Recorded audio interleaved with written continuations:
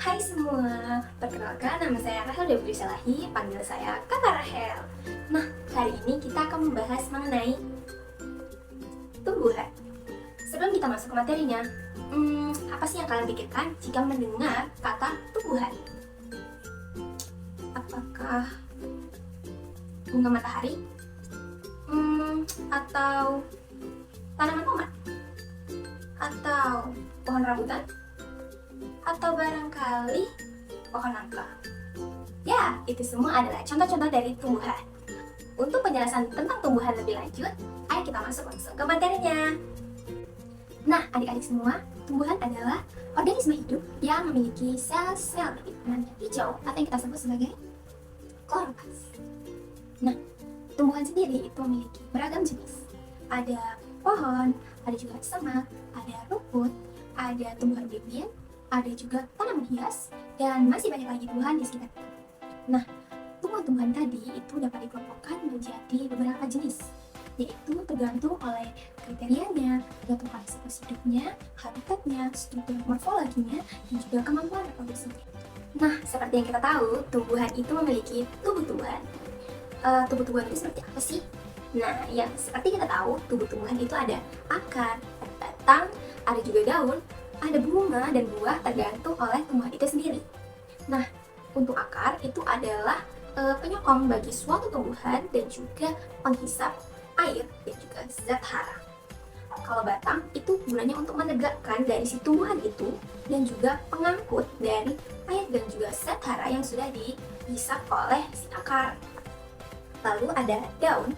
Daun itu adalah sebagai tempat terjadinya fotosintesis dan juga sebagai alat pernapasan bagi daun. Nah, kalau bunga sendiri itu kan terdiri dari putik dan juga serbuk sari. Ketika putik dan juga serbuk sari melakukan pembuahan, maka itu akan menghasilkan buah. Tumbuhan sendiri sangat banyak sekali manfaatnya bagi kehidupan manusia. Yang pertama itu sebagai sumber pangan. Yang kedua itu adalah sebagai sumber bahan baku industri. Yang ketiga itu sebagai bahan obat-obatan. Yang terakhir adalah sebagai bahan energi. Yang pertama itu adalah sebagai sumber pangan. Nah, tumbuhan itu sendiri seringkali diolah oleh manusia sebagai bahan pangan.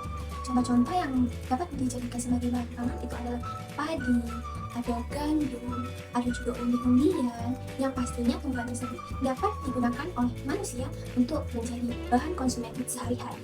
Yang kedua, itu sebagai bahan baku industri. Nah, Indonesia itu sangat terkenal dengan produk-produk industri seperti buku ataupun dapat digunakan menjadi bahan-bahan pembuatan gedung-gedung atau mungkin rumah.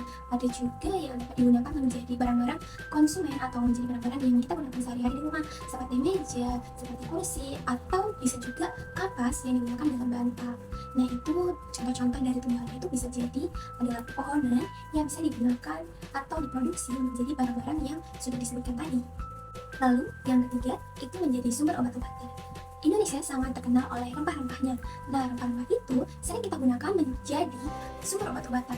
Nah, biasanya orang-orang akan memproduksinya, baik itu dari segi modern ataupun segi tradisional. Nah, biasanya kalau untuk tradisional kita mengenalnya dengan jamu ataupun digunakan untuk obat-obatan tradisional lainnya yang digunakan oleh masyarakat umum kebanyakan. Nah, jikalau yang modern itu biasanya sudah berbentuk kapsul obat atau menjadi suplemen obat dan vitamin yang bisa digunakan sebagai sumber obat-obatan bagi manusia. Nah, yang keempat yaitu sebagai sumber energi. Tumbuhan juga bisa digunakan menjadi sumber energi bagi kehidupan manusia. Tumbuhan yang digunakan juga khusus loh, itu yang memiliki kadar minyak yang tinggi. Nah, tumbuhan-tumbuhan itu digunakan oleh manusia dan diubah menjadi beberapa sumber alternatif energi seperti biodiesel dan bioetanol. Pernahkah adik-adik semua mendengar sebutan Kalimantan paru-paru dunia? Nah, Pulau Kalimantan atau Pulau Borneo sering disebut sebagai paru-paru dunia karena memiliki hutan tropis yang sangat luas dan memainkan peran penting dalam menyerap dan menyimpan karbon dioksida dari atmosfer. Hutan-hutan di Kalimantan merupakan bagian dari hutan hujan tropis Kalimantan yang mencakup sekitar 220.000 km persegi yang menjadikannya salah satu ekosistem hutan tropis terbesar di dunia. Selain itu, Kalimantan juga dikenal dengan keanekaragaman hayati yang sangat tinggi, dengan ribuan spesies flora dan fauna, termasuk banyak spesies endemik. Kekayaan keanekaragaman hayati ini menjadikan Kalimantan sebagai salah satu pusat keanekaragaman hayati terbesar di dunia. Hutan Kalimantan juga memegang peranan penting bagi kehidupan masyarakat lokal, menyediakan sumber daya alam dan juga jasa ekosistem vital seperti kayu, hasil hutan non-kayu, air bersih, dan lahan pertanian. Masyarakat adat Kalimantan memiliki budaya dan cara hidup yang erat terkait dengan kelestarian hutan. Dengan peran penting sebagai paru-paru dunia, upaya konservasi dan pengelolaan hutan secara berkelanjutan di Kalimantan sangat diperlukan untuk menjaga keseimbangan lingkungan global. Kalimantan dikenal dengan hutan dan ekosistemnya yang indah. Sebutan surganya Indonesia tak luput dibicarakan oleh masyarakat Indonesia dari mulut ke mulut. Nah, sekarang kita akan membahas mengenai tumbuh-tumbuhan yang ada di Kalimantan, khususnya Kalimantan Selatan, Kalimantan Utara, dan Kalimantan Tengah. Yang pertama itu adalah tumbuhan sagu. Tumbuhan sagu merupakan tanaman penghasil pati yang banyak tumbuh di Kalimantan Selatan, dimanfaatkan oleh masyarakat lokal sebagai sumber karbohidrat, bahan pangan pengganti beras.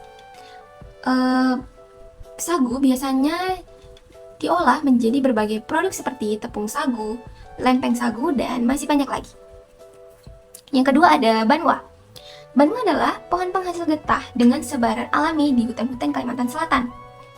Getahnya dimanfaatkan sebagai bahan baku untuk membuat pernis, lem, dan masih banyak lagi. Kayunya juga bernilai ekonomi tinggi untuk bahan konstruksi dan mebel. Yang kedua adalah ulin. Pohon ulin atau kayu besi adalah salah satu ciri khas hutan Kalimantan Selatan. Kayunya sangat kuat, tahan lama, dan tahan terhadap rayap, sehingga banyak digunakan untuk bahan-bahan konstruksi. Populasi ulin di Kalimantan Selatan saat ini sudah mulai langka karena eksplorasi yang berlebihan. Yang kedua, keragaman tumbuhan di Kalimantan Tengah. Adapun keragaman tumbuhan di Kalimantan Tengah, yang pertama adalah pohon rotan. Kalimantan Tengah memiliki keanekaragaman jenis rotan yang tinggi. Berbagai spesies rotan tumbuh liar di hutan-hutan Kalimantan Tengah. Contohnya itu adalah rotan sega, rotan manau, dan rotan lilin. Rotan dimanfaatkan secara tradisional oleh masyarakat lokal sebagai anyaman, furniture, dan bahan bangunan. Lalu yang kedua adalah kantong semar. Kalimantan Tengah memiliki keanekaragaman jenis kantong semar. Beberapa spesies endemik seperti Nepenthes picculata dan Nepenthes gracilis tumbuh di hutan-hutan lembab dan memiliki kantong-kantong air yang unik. Selanjutnya adalah keanekaragaman tumbuhan di Kalimantan Utara. Yang pertama adalah Rafflesia. Tumbuhan parasit terbesar di dunia, dapat mencapai diameter sampai 1 meter. Beberapa spesies Rafflesia ditemukan endemik di Kalimantan Utara. Dikenal dengan warna merah tua dan bercak-bercak putih pada bunganya. Hidupnya secara parasit pada akar tumbuhan inang. Yang kedua adalah anggrek hutan. Kalimantan Utara memiliki keanekaragaman jenis anggrek hutan yang tinggi, memiliki bunga yang indah dengan warna-warna menarik. Sebagian spesies terancam punah akibat perambahan hutan yang berlebihan. Selanjutnya kita akan mengenal salah satu tanaman dari Provinsi Banten yang juga sekaligus menjadi maskot Provinsi Banten. Tumbuhan ini namanya adalah pohon koko leceran. Pohon koko leceran adalah tanaman endemik yang hanya terdapat di Taman Nasional Ujung Kulon, Banten. Koko leceran merupakan salah satu tumbuhan langka di Indonesia dengan status konservasi dalam daftar merah IUCN atau terancam punah. Tidak banyak yang bisa digali dari tanaman khas Banten ini. Anggota famili Dipterocarpaceae mampu tumbuh hingga setinggi 30 meter. Bagian batang yang masih muda ditumbuhi bulu-bulu halus yang lebat. Tipe daunnya menjorong atau melanset. Tipe bunganya malai yang muncul pada ujung daun atau ketiak daun. Bunga koko leceran panjangnya mencapai 7 cm. Buahnya bulat dan memiliki tangkai yang pendek, sekitar 5 mm panjangnya. Pada buahnya terdapat biji yang berdiameter mencapai 1 cm. Jenis tumbuhan yang sudah kita kenal, mari kita lestarikan tumbuhan di sekitar kita agar dapat menjaga ekosistem dan juga menjaga kesehatan diri kita. Bagaimana caranya? Adapun upaya-upaya untuk menjaga dan melestarikan tumbuhan sebagai sumber kehidupan di bumi Nusantara, yaitu yang pertama adalah pengenalan pentingnya tumbuhan untuk menjaga keseimbangan ekosistem di bumi. Yang kedua, membuat poster Go Green untuk menarik perhatian para siswa-siswa di sekolah dalam menjaga kelestarian tumbuhan di lingkungan sekolah. Yang ketiga, penyuluhan mengenai tumbuhan sebagai sumber kehidupan makhluk hidup di bumi. Yang keempat, melakukan identifikasi langsung dampak dari kerusakan ekosistem akibat tidak menjaga kelestarian tumbuhan. Yang kelima, melakukan langsung program penanaman tumbuhan hijau di lingkungan sekolah, di lingkungan rumah, maupun di lingkungan masyarakat. Nah, bagaimana? Apakah kalian sudah mengerti mengenai tumbuhan? Kita sudah mempelajari mengenai tumbuhan, jenis-jenis tumbuhan, pengelompokannya, juga kita mengenal fotosintesis, dan juga kita mengenal keanekaragaman tumbuh-tumbuhan dari Kalimantan Selatan, Kalimantan Tengah, Kalimantan Utara, dan juga Banten.